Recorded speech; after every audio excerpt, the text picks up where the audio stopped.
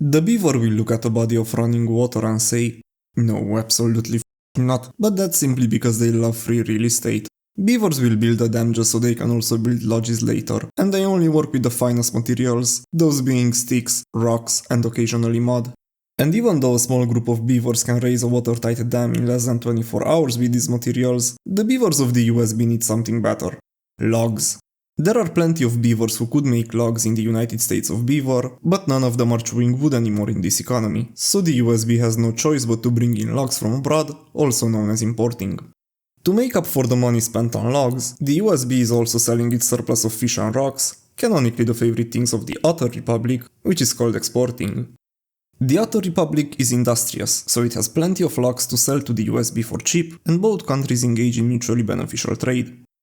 Sometimes a country imports more from the other, creating a trade deficit on one side and a surplus on the other, which is totally normal. To deal with such totally normal nonsense, the president of the USB announces tariffs on the other side.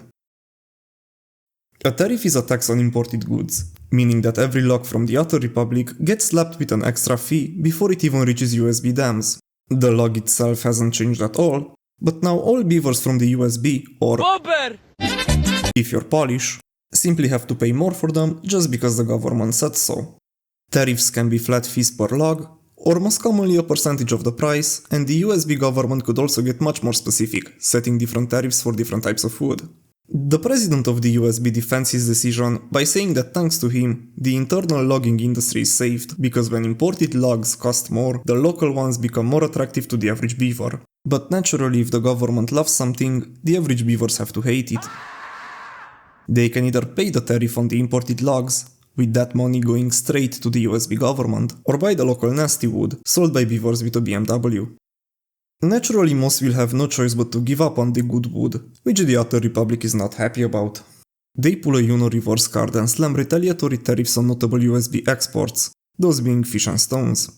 What began as a simple tax now escalates into what's known as a trade war, or an average Tuesday in the Oval Office. Countries may try to negotiate, but after the others are ready to cut 10% of the tariffs if the USB does the same, the president of the USB announces environmental tariffs just for the extra aura points.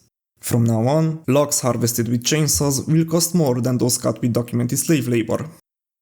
The Other Republic will likely respond with new tariffs, and this reverse cycle continues until either both sides get bored or one becomes communist. We are so back, it's over, we are so back, it's over, we are so back, I'm gonna go be communist. Could a trade war ever lead to actual armed conflict? Well, it already did, several times, but the USB may actually be looking for one.